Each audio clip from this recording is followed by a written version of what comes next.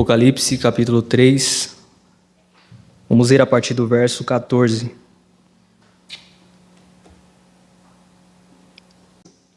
Pode se assentar, irmãos.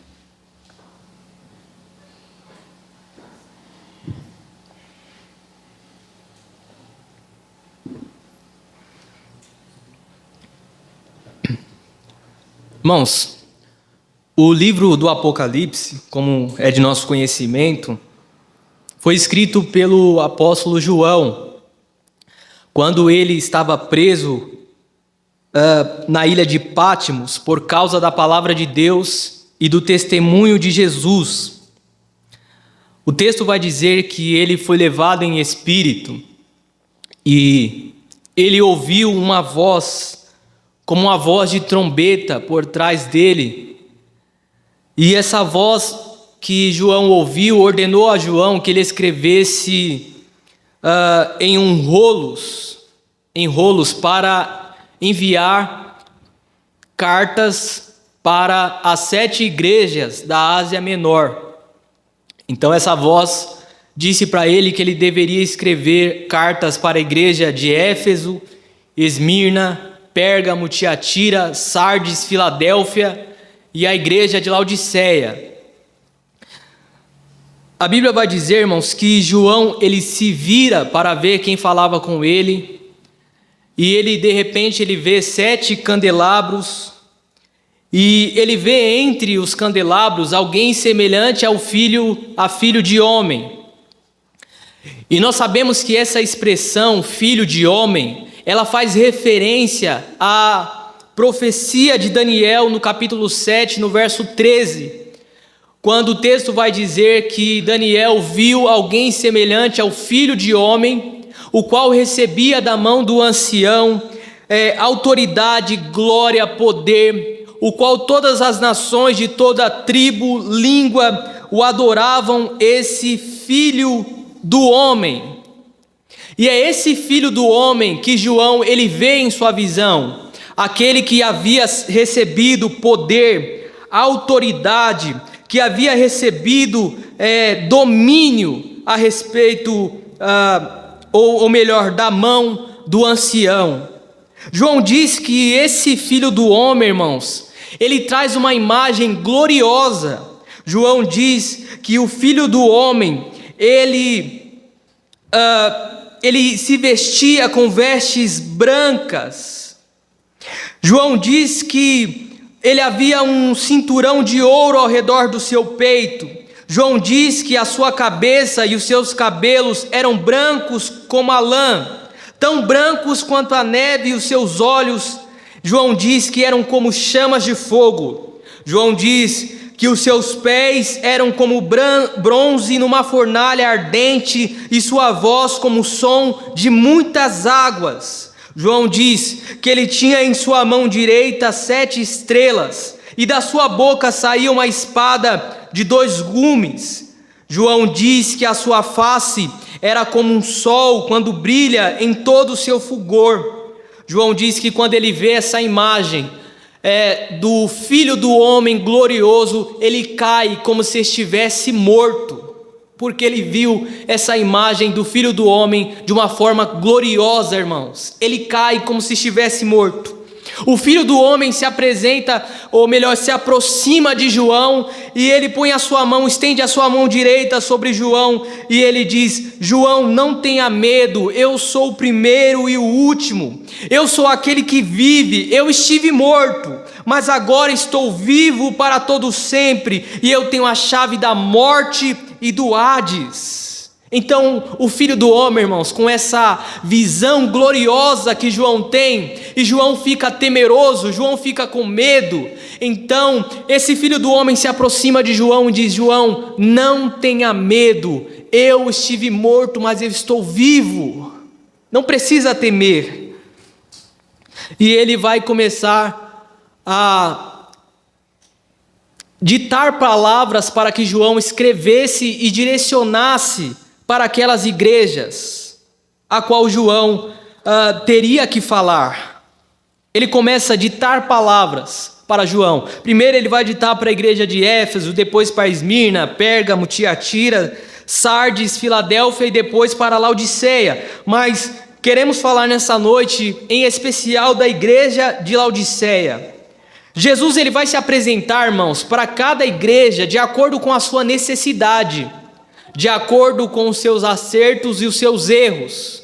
Jesus se apresenta para a igreja de Laodiceia, como nós lemos, como sendo o Amém.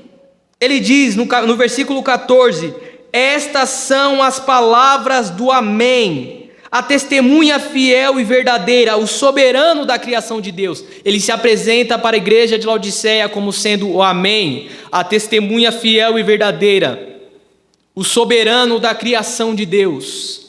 Por que Jesus se apresenta como sendo o Amém? Às vezes a gente usa muito Amém. Às vezes usamos Amém de uma forma superficial. Usamos Amém sem entender o real significado da palavra Amém. Quando nós queremos enfatizar que vamos fazer algo, então para confirmar esse algo a gente responde Amém. A palavra Amém, irmãos, que ela deriva do hebraico, ela traz o significado de ser firme, constante, de ser digno de fé. Ela traz a ideia de fidelidade e de verdade. Isaías, quando ele está falando no capítulo 65, no verso 16, Isaías ele diz assim: quem pedir bênção para si na terra, que o faça pelo Deus do Amém, ou que faça pelo Deus da verdade. Ele diz: quem fizer juramento na terra, que o faça pelo Deus do Amém, ou poderíamos dizer que o faça pelo Deus da verdade.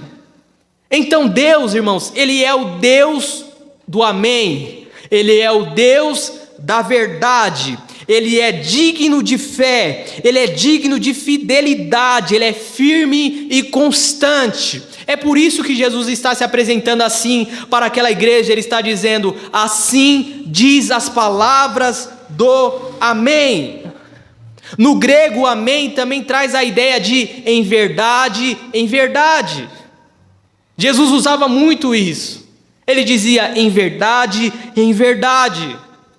Geralmente, o Amém se usa, irmãos, como uma fórmula responsiva, mediante a qual o ouvinte reconhece a validade de um juramento ou a maldição e se declara disposto a aceitar suas consequências. Ou seja, você está diante de uma aliança, você está diante de um pacto, então você confirma e diz Amém. Quando você diz Amém, você está aceitando as consequências, quer seja de uma bênção, quer seja de uma maldição. Quando você faz um juramento, você diz: eu vou fazer tal coisa. E você confirma este juramento com Amém, você está aceitando as consequências daquilo, se for quebrado ou se for cumprido, tanto a bênção quanto a maldição. Jesus, irmãos, Ele é o Amém de Deus. Jesus, Ele é a verdade de Deus. Ele dota as suas palavras com a sua própria autoridade messiânica. É por isso que Ele se apresenta como Amém aqui. Mas Ele não só é o Amém de Deus, como Ele diz que Ele é a testemunha fiel e verdadeira de Deus. Por que que Ele é a testemunha fiel? Porque Ele se empenhou em transmitir, em revelar a glória de Deus, em revelar o ser de Deus, quem era Deus com fidelidade, com verdade. Ele disse em uma conversa com Nicodemos, no capítulo 3, a partir do versículo de número 11, em uma conversa com Nicodemos, ele está tratando a respeito do novo nascimento, da nova vida, e ele diz para Nicodemos: asseguro que falamos do que conhecemos e testemunhamos do que vimos, mas mesmo assim vocês não aceitam o nosso testemunho. Quando Jesus diz que Ele fala do que vê, Ele fala do que ele testemunha, ele está falando dos seus ensinamentos. Os seus ensinamentos que não vêm dele diretamente, os seus ensinamentos que foi concedido pelo Pai. O Pai lhe transmitiu as suas palavras, o Pai lhe transmitiu a mensagem que ele deveria passar para o mundo. No capítulo 12 de João, ele diz assim, no versículo 49, ele diz: pois não falei por mim mesmo, mas o Pai que me enviou me ordenou o que dizer e o que falar. Sei que o seu mandamento é a vida eterna. Portanto, o que eu digo é exatamente o que o Pai me mandou dizer, ou o que o Pai me prescreveu. Ou seja, o que Jesus diz, irmãos, tudo que Jesus falou, tudo que Jesus fez, foi aquilo que o Pai mandou que ele fizesse. Foi aquilo que o Pai prescreveu para que ele dissesse para o mundo. Por isso que ele é a testemunha fiel e verdadeira de Deus. Mas ele é o soberano da criação de Deus. O próprio João, no capítulo 1, ele diz assim que no princípio ele estava com Deus, mas ele não só estava com Deus, como ele era Deus. Que ele estava com Deus no princípio, e todas as coisas foram feitas por intermédio dele, e sem ele nada do que existe teria sido feito. Ou seja, Cristo, irmãos, ele é o autor da criação. Cristo, ele é o autor da vida. Ele sustenta todas as coisas através da sua palavra poderosa. É Ele que criou tudo que existe foi feito por meio dele, por intermédio dele. É por isso que toda a criação o adora, é por isso que toda a humanidade deve prestar honra, glória e louvor a ele, ao Filho do homem.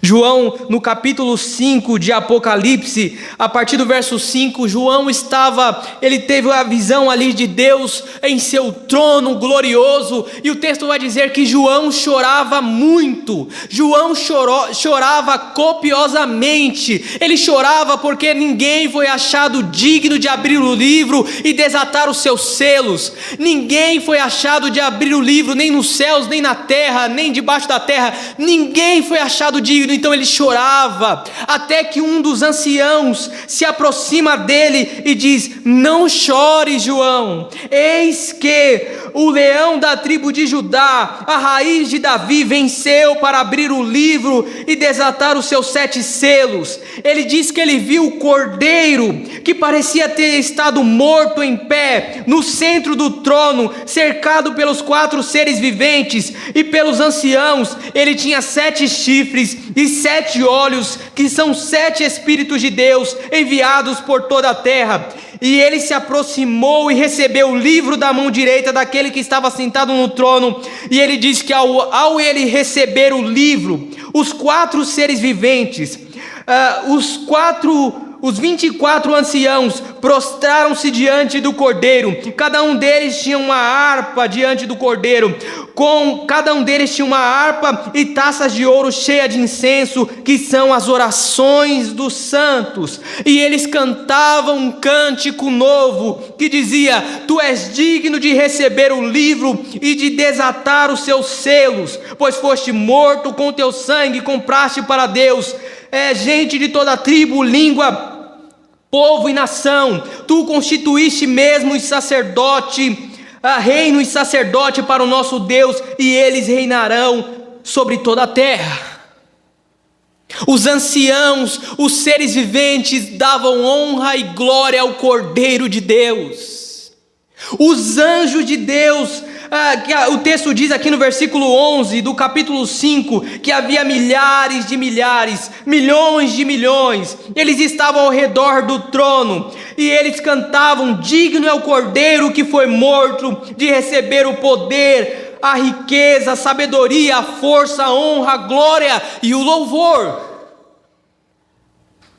Ele diz que os seres viventes adoravam a ele, os 24 anciãos adoravam a ele, Os anjos adoravam a ele, milhões de milhões, milhares de anjos adoravam a ele. E ele vai dizer no versículo 13 que todas as criaturas existentes no céu, na terra, debaixo da terra, no mar, tudo que neles há, diziam: aquele que está sentado no trono e ao Cordeiro seja o louvor, a honra, a glória e o poder para todos sempre. E os 24 anciãos disseram: amém, e prostraram-se e adoraram. Por que ele recebe esse louvor, irmãos? Por que ele recebe essa glória, essa adoração? Porque ele criou todas as coisas, porque tudo que existe foi criado por ele e para ele, como nós cantamos. Tudo foi criado por intermédio dele, sem ele nada do que existe existiria. Então ele diz para a igreja de Laodiceia: estas são as palavras do amém. Essas são as palavras da testemunha fiel e verdadeira de Deus. Essas são as palavras do soberano da criação de Deus. Quando Paulo escreve, irmãos, a carta para os crentes de Colossos, para a igreja de Colossos, em seu capítulo 1 de Colossenses. Aliás, a carta de Colossenses, a igreja de Colossenses, era uma igreja que era próxima da igreja de Laodiceia. Era bem próxima as duas, Colossenses e Laodiceia. Tanto é que quando Paulo escreve a carta para os crentes de Colossos, no capítulo 4 de Colossenses, no versículo 16, ele diz assim que depois que a carta fosse lida entre os crentes de Colossenses, ela deveria ser lida na igreja dos Laodicenses, e que igualmente os de Colossos deveriam ler a carta que foi enviada a Laodiceia. Ou seja, Paulo enviou a carta para os Colossos, eles deveriam, depois que eles lessem, enviar a carta para os crentes de Laodiceia, e a carta que foi enviada para Laodiceia deveria depois ser enviada para os Colossenses. É claro que nós não temos a carta que foi enviada para Laodiceia, talvez se perdeu, mas nós temos a carta de Colossos. Essa carta que depois foi lida entre os laodicenses. E provavelmente, irmãos, eles leram essas palavras que Paulo disse para os crentes de Colossos, no versículo 15 do capítulo 1, que ele diz: ele é a imagem do Deus invisível, o primogênito sobre toda a criação, pois nele foram criadas todas as coisas nos céus e na terra, visíveis e as invisíveis, sejam tronos, sejam soberanias, poderes ou autoridades. Todas as coisas foram criadas por ele e para ele. Ele é antes de todas as coisas e nele tudo subsiste. Ele é o cabeça do corpo que é a igreja. É o princípio e o primogênito dentre os mortos, para que tudo tenha a supremacia. Provavelmente os crentes de Laodiceia leram essa carta. Paulo, no capítulo 2 de Colossenses, ele diz assim, irmãos, que ele lutava pelos crentes de Laodiceia. Se você ler no capítulo 2 de Colossenses, no versículo 1, olha o que Paulo diz na carta de Colossenses: quero que vocês saibam o quanto estou lutando por vocês, pelos que estão em Laodiceia e por todos os que ainda não me conhecem pessoalmente. Paulo estava lutando pelos crentes de Colossos e ele estava lutando pelos laodicenses. Paulo lutava, irmãos, para quê? Para que eles alcançassem a plenitude do conhecimento de Cristo, aonde todos os tesouros da sabedoria e do conhecimento estão escondidos. Paulo lutava para que eles estivessem unidos. Para que eles estivessem unidos. Então ele lutava por essa igreja, pela igreja de Laodiceia. Paulo orava, pregava para essa igreja de Laodiceia.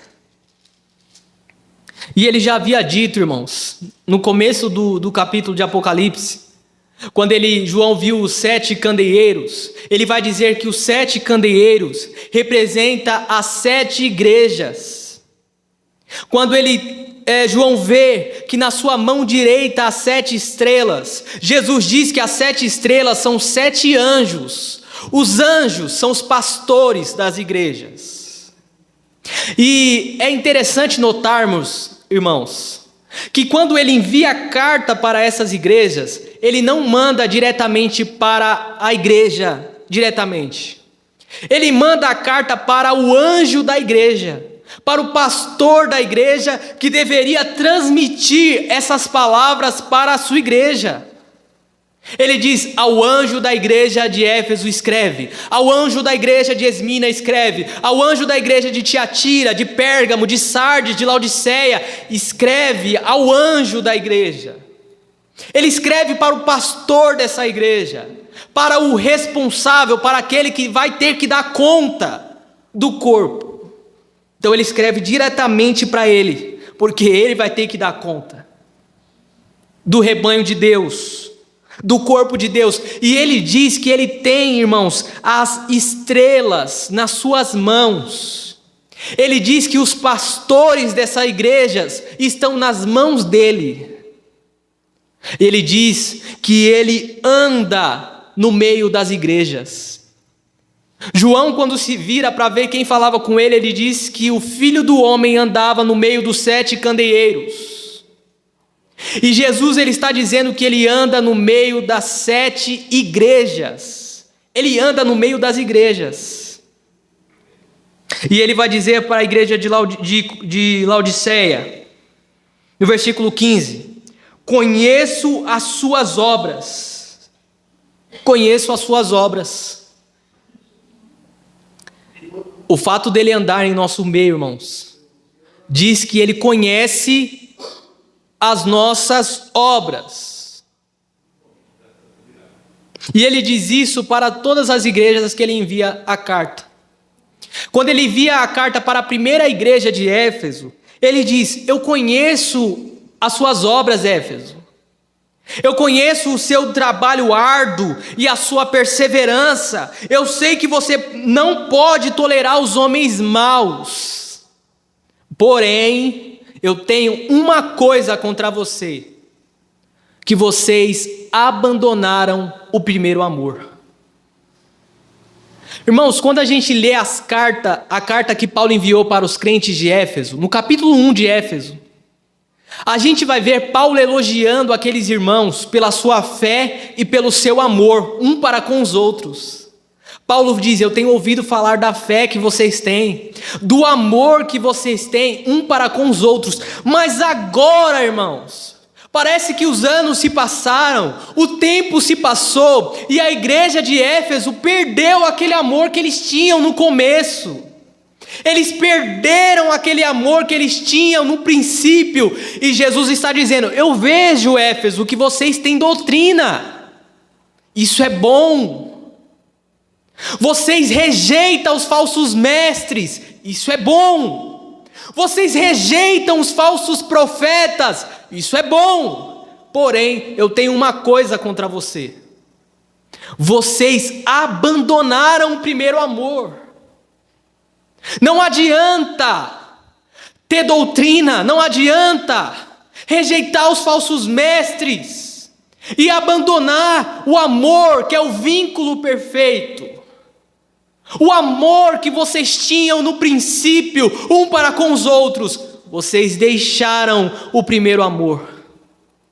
Ele diz: lembra de onde vocês caíram, voltem-se e arrependam-se. Lembra qual foi o momento que vocês tropeçaram? Qual foi o momento que vocês caíram? O primeiro passo para o arrependimento é lembrar qual foi o momento que eu me esfriei, que o meu amor se esfriou. Qual foi o momento que eu vacilei, que eu caí e que eu abandonei esse amor? Jesus está dizendo: lembra, Éfeso, e arrependa-se e volte às primeiras obras. Para a segunda igreja de Esmirna, ele diz assim: eu conheço as suas aflições, e eu conheço a sua pobreza, mas você é rica. Não há repreensões para essa igreja, irmãos. Jesus não tece repreensões contra essa igreja. Ele diz: eu vejo que as suas aflições, vejo que vocês são pobres, mas vocês são ricos. Para a igreja de Pérgamo, no capítulo 2 aqui de Apocalipse, no verso 13 e 14, ele diz,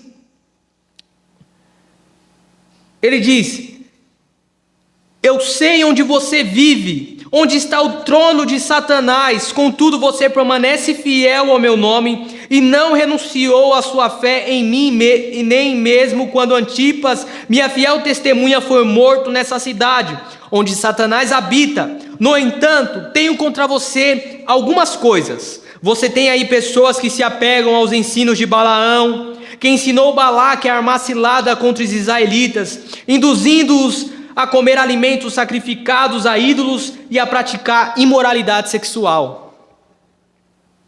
Deus está dizendo: eu vejo que vocês, aí no meio de vocês, olha o que Jesus está dizendo, irmãos. No meio da igreja de vocês, ele diz, tem um trono de Satanás. No versículo 13 ele diz, eu sei onde vocês vivem, onde tem um trono de Satanás. Contudo vocês permanecem fiel ao meu nome. Mesmo quando meu servo morreu, Antipas, minha fiel testemunha, onde Satanás habita, vocês permaneceram fiel. Ele diz, mas eu tenho algumas coisas contra vocês. Tem pessoas no meio de vocês que aceitam falsas doutrinas. Tem pessoas no meio de vocês que ainda se apegam aos falsos mestres. Tem pessoas no meio de vocês que ainda amam a falsa doutrina.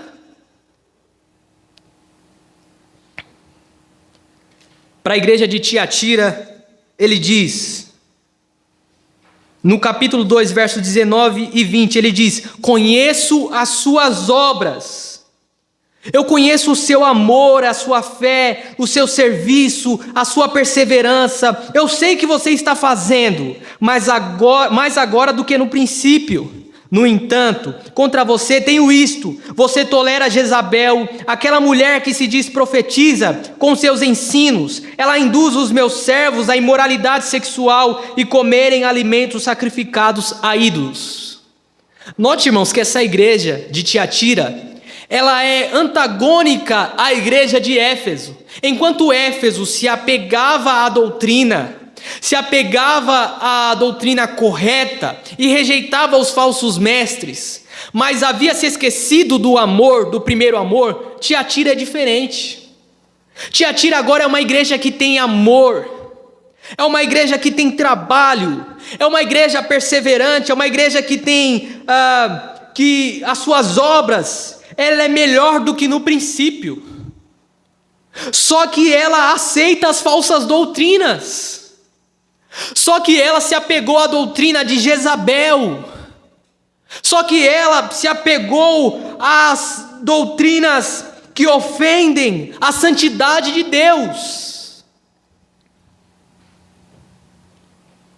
Para a igreja de Sardes, no capítulo 3, no verso 1, ele diz, vamos pular logo para o versículo que ele diz, conheço as suas obras. Você tem fama de vivo, mas está morto. Esteja atento, fortaleça o que resta e que estava para morrer, pois não achei as suas obras perfeitas aos olhos do meu Deus. Olha o que Jesus está dizendo. Vocês têm nome de vivo, mas vocês estão mortos. Eu não achei as obras de vocês perfeitas diante de mim. Para a igreja de Filadélfia, no versículo 8 do capítulo 3, ele diz, conheço as suas obras, eis que coloquei diante de vocês uma porta aberta, que ninguém pode fechar, Sei que você tem pouca força, mas guardou a minha palavra e não negou o meu nome. Essa igreja aqui também, irmãos, é uma igreja que Jesus não tece críticas. Tanto ela quanto Esmirna. São as duas igrejas que Jesus não tem críticas para eles. É uma igreja que tem pouca força, mas ela guarda a palavra de Deus. É uma igreja que não negou o nome de Deus, que se manteve firme na sua fé, na sua perseverança. E para a igreja de Laodiceia ele diz: conheço as suas obras, e eu vi que vocês não é frio nem quente. Melhor seria que fosse frio ou quente. Assim, porque vocês é morno, não é frio nem quente, estou a ponto de vomitá-los da minha boca. É engraçado, irmãos, que às vezes as pessoas dizem assim, com um ar de superioridade, as pessoas dizem assim: só Deus pode me julgar. Só Deus.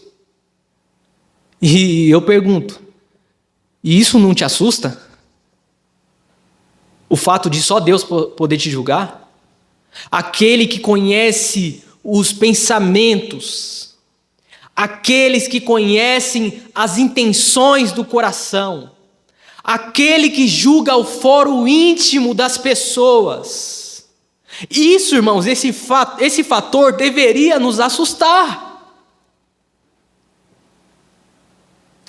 O escritor aos Hebreus, ele diz assim: terrível coisa é cair nas mãos do Deus vivo. Terrível coisa. Irmãos, se você cai na mão do diabo, tem alguém que pode te livrar: Deus. Se você cai na mão dos homens, alguém pode te livrar. Mas se você cair na mão de Deus, quem vai nos livrar? Quem vai nos livrar da mão dele? E o mais assustador é que ele anda em nosso meio. Ele anda em nosso meio, irmãos, e ele conhece os nossos defeitos. Ele sabe aquilo que nós temos feito de bons. Ele sabe aquilo que nós temos feito de mal. Ele está dizendo: eu conheço as suas obras. Eu conheço as suas obras. Agora, vamos refletir juntos. Se Jesus fosse enviar uma dessas cartas para nós hoje, qual dessas cartas seria que nós receberíamos? Qual? Será que ele diria para nós que nós abandonamos o primeiro amor? Será que ele diria para nós que nos falta fé? Será que ele diria para nós que nós abraçamos heresias? Será que ele diria que nós somos orgulhosos? Será que ele diria que nós temos amor, temos fé, perseverança, serviço, mas rejeitamos a doutrina bíblica? Ou será que ele diria que nós nos apegamos à doutrina certa, rejeitamos os falsos mestres, mas abandonamos o primeiro amor? O que será que Jesus diria para nós, irmãos? Apesar que todos esses ensinos, irmãos, nos serve para nós. Tudo isso que Jesus escreveu para essas igrejas era para que fosse direcionada para nós. Para quê? Para corrigirmos a rota. Para corrigirmos o caminho a qual nós estamos indo. Assim como Jesus, ele havia orado no capítulo 17 de João, ele orou por pessoas que ainda nem criam nele.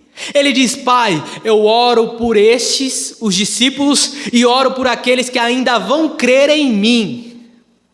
Da mesma forma, ele escreve essas cartas para aquelas igrejas. Nós ainda nem existia. Mas ele escreveu essa carta para ser direcionado para nós também. Para que nós pudéssemos lembrar, corrigirmos as rotas, corrigirmos o caminho. a qual nós estamos indo. Porque, irmãos, Jesus, Ele não exige nada menos da sua igreja do que perfeição. Como assim, irmãos? Irmão, perfeição, é impossível ser perfeito. O que Ele diz para a igreja de Sardes? Eis que eu não achei as suas obras perfeitas diante de mim. Vocês estão mortos. Deus não exige nada menos do que perfeição. Você vê que Ele elogia as igrejas que têm amor, que têm fé, que têm perseverança. Ele não deixa de elogiar, mas Ele diz: mas vocês aceitam os falsos mestres. Arrependam-se. Para a igreja de Éfeso, que tem doutrina, tem palavra, mas abandonou o primeiro amor. Ele elogia pela doutrina, mas Ele diz: mas vocês abandonaram o primeiro amor. Vocês não podem se apegar a uma coisa e abandonar outra coisa. Vocês precisam unir ambas as coisas: a doutrina, a palavra, o amor, a fé, a perseverança. E perfeição, irmãos, ela traz a ideia na Bíblia de atingir a maturidade adulta, de estar plenamente desenvolvido. É isso que é ser perfeito na Bíblia. Ser maduro. Alcançar a maturidade, ser plenamente desenvolvido. Olha o que Paulo vai dizer na carta para os Efésios, no capítulo 4. Vamos ler a partir do verso 11, que ele diz assim: Ele designou alguns para apóstolos, outros para profetas, outros para evangelistas e outros para pastores e mestres, com o fim ou propósito de preparar os santos para a boa obra do ministério, para que o corpo de Cristo seja edificado, até que todos alcancem a unidade da fé e do conhecimento do Filho de Deus, e cheguemos à maturidade, atingindo a medida da plenitude de Cristo. Então é isso, esse que é o propósito, irmãos. Ele diz assim que Ele deu-nos condição para isso. Como que Ele fez isso? Ele nos deu pastores para ensinar, para exortar, para corrigir. Ele deu mestres, os apóstolos, para que nós alcancemos, para que nós fôssemos edificados, para preparar os santos para a boa obra do ministério. E a Bíblia diz que nós alcançamos a maturidade, irmãos, alcançamos a plenitude, quando cada membro cumpre a sua função, como ele diz no versículo 16: antes, seguindo a verdade em amor, cresçamos em tudo, naquele que é a cabeça, Cristo. Dele todo o corpo ajustado e unido pelo auxílio de todas as juntas, cresce e edifica-se a si mesmo em amor, na medida em que cada parte realiza a sua função. Como que a igreja alcança essa maturidade, essa perfeição? À medida em que cada membro cumpre a sua função. O pastor, qual é a função do pastor, irmãos?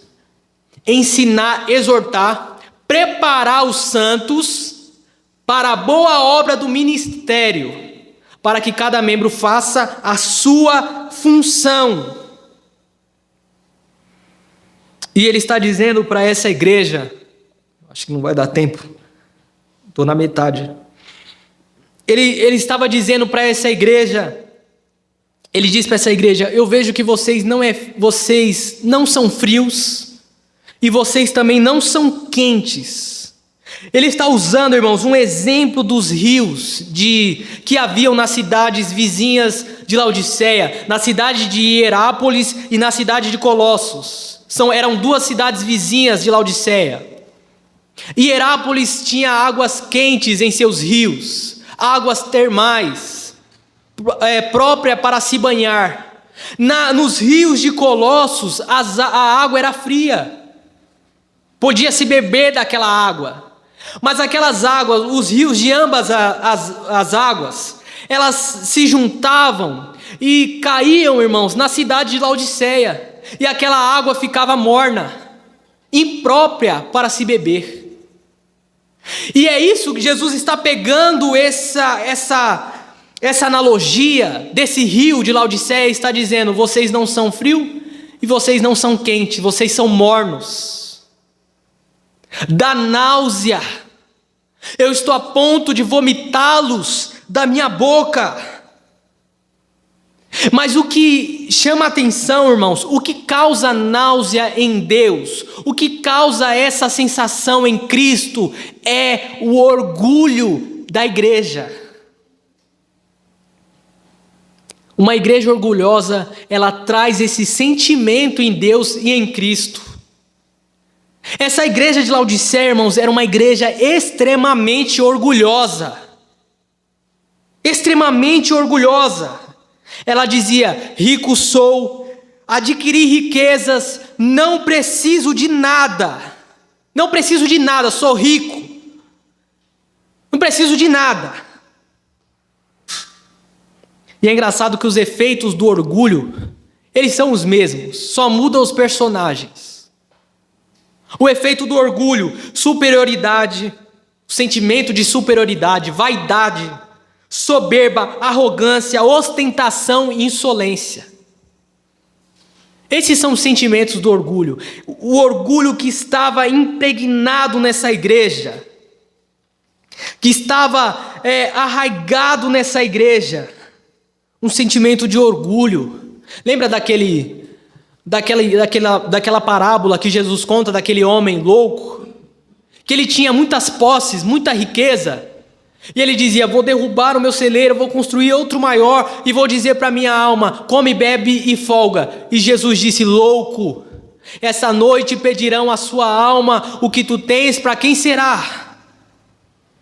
Esse é o sentimento do orgulhoso, de vaidade, de soberba, de superioridade, de ostentação. Mas a igreja de Laodiceia se achava rica, achava que não precisava de nada. Jesus, ele vai trazer o diagnóstico correto em relação àquela igreja. Ele diz: na verdade vocês são miseráveis, dignos de compaixão, vocês são pobres, vocês estão cegos e vocês estão nus. Miserável, pobre, cego e nu. Era uma igreja avarenta, perversa, que faltava generosidade. Era uma igreja, irmãos, que não tinha as condições essenciais para a sua existência. Era uma igreja que não enxergava a sua real condição. Era uma igreja que estava despida, sinal de vergonha diante de Deus. Mas ela se achava poderosa, rica, farta. E aí Jesus diz: vocês querem ser ricos? Eu vou dar um conselho para vocês. Vocês querem ser ricos? No versículo 18: eu dou este conselho: compre de mim ouro refinado no fogo, e vocês se tornarão ricos. Compre de mim ouro refinado no fogo. Lembra da igreja que nós falamos, a igreja de Esmirna? Era uma igreja pobre. Diferente de Laodiceia, essa igreja era extremamente pobre. O que Jesus diz para eles? Vocês são ricos. Porque riqueza, irmãos, no reino de Deus, não é o quanto você tem de possuir, de riqueza, de propriedade.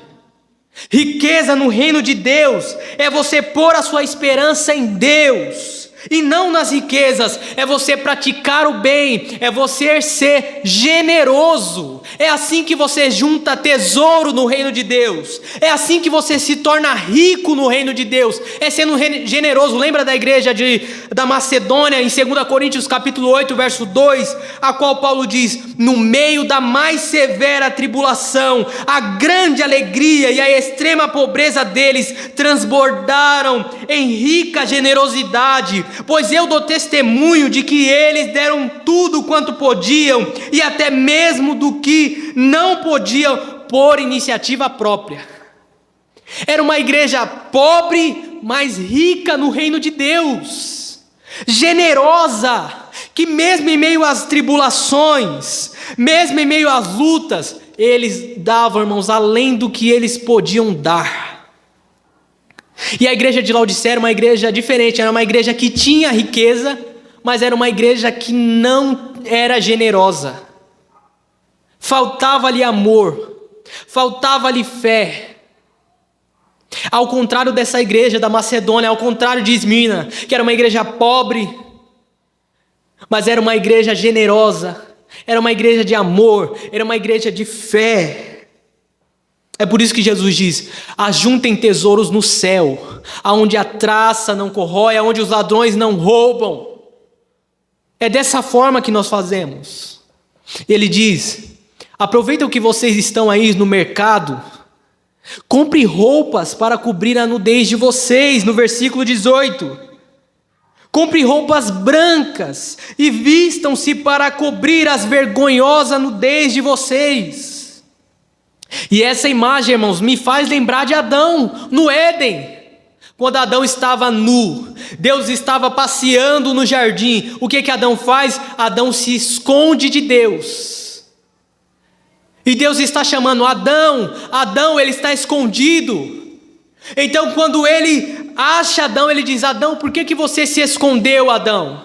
Ele diz: porque eu tive medo, porque eu estava nu. Por isso eu me escondi. O que Deus faz com Adão, irmãos? Deus mata um animal e Deus pega a pele daquele animal ensanguentada e Deus cobre a nudez de Adão e Eva. Cobre as vergonhas dele. E agora essa igreja está da mesma forma. Cristo está passeando entre a igreja, está chamando a igreja, e quando ele encontra a igreja, ela está nu. Ela está despida, as suas vergonhas estão expostas. E ele diz: compre roupas para cobrir as vergonhas de vocês. É por isso que Paulo diz: eu quero ser encontrado em Cristo, porque em Cristo há uma justiça que provém da fé. É por isso que ele diz nas cartas aos Colossos, no capítulo 3, no versículo de número 2, ele diz assim: pense nas coisas que são do alto, aonde Cristo está assentado, pois vocês morreram e a vida de vocês está escondida em Cristo. E quando Cristo, que é a sua vida, for manifestado, então vocês serão manifestados em glória. Assim, faça morrer a natureza terrena de vocês, a imoralidade sexual, impureza, paixão, desejos maus, ganância, que é idolatria. Aí ele diz: abandonem todas essas coisas: ira, indignação, maldade, maledicência, linguagem indecente no falar. Não mintam uns aos outros, visto que vocês já se despiram do velho homem, e agora vocês se vestiram do novo homem, o qual está sendo renovado em conhecimento à imagem de Cristo. Quando ele está dizendo para aquela igreja: irmãos, vocês estão nus, compre roupas para se vestir. Ele está dizendo que nós devemos nos vestir de Cristo. Nós devemos nos vestir de Cristo, irmãos, do novo homem. E nesse novo homem, qual é os atributos? Qual é o caráter do novo homem? Bondade, humildade, mansidão, paciência. Nós podemos suportar uns aos outros, perdoar as queixas uns dos outros. Isso faz parte de quando nós nos vestimos do novo homem.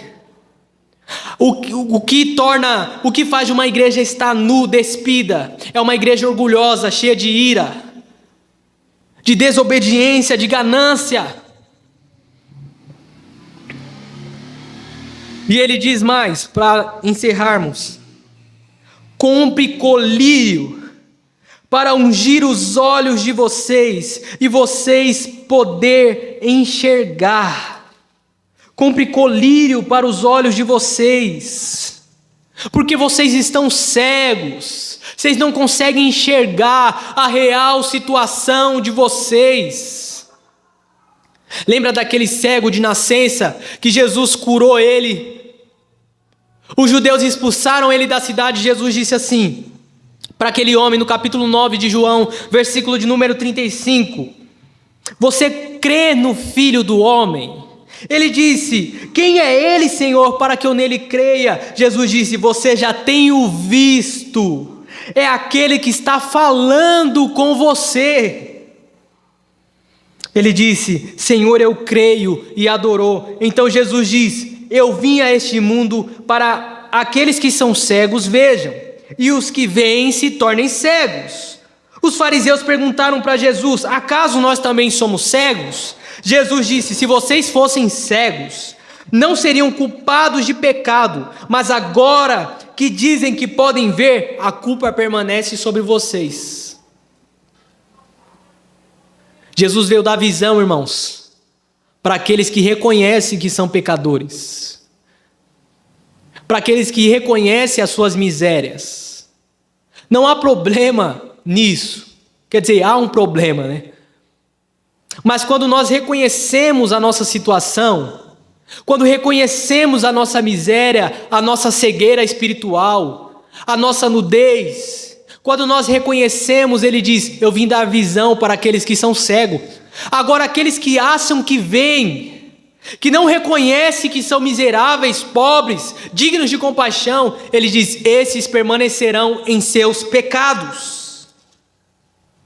Já viu aquele ditado: o pior cego é aquele que não quer ver? Isso é verdade, irmãos. O pior cego é aquele que não quer ver. Ele diz que ele está à porta. Ele diz: eis que eu estou à porta e bato. Se vocês abrirem a porta, eu entrarei, cearei com vocês e vocês comigo. E ao que vencer, assentará no trono, no meu trono, como eu me assentei no trono do meu Pai. Olha o privilégio, irmãos, que ele nos concede. Ele está batendo na nossa porta. Como que ele faz isso? Quando ele está nos chamando ao arrependimento. Quando ele está nos ensinando, nos corrigindo, nos exortando, nos disciplinando, porque ele diz que ele faz isso àqueles a quem ele ama e tem por filhos. Semanalmente ele está batendo em nossa porta. Ele está dizendo: deixa eu entrar. E ele diz que se ele entrar, ele vai cear conosco. Cear aqui, irmãos, quer dizer, ele vai ter comunhão, nós vamos ter comunhão com ele. É ter comunhão. Ele disse assim, que se nós crêssemos nele e obedecêssemos a sua palavra, nós seríamos um com ele, assim como ele e o Pai são um. Teremos comunhão com ele. Se abrimos a nossa porta, se abrimos o nosso coração para ele entrar. Ele diz que nós se assentaremos no trono com ele.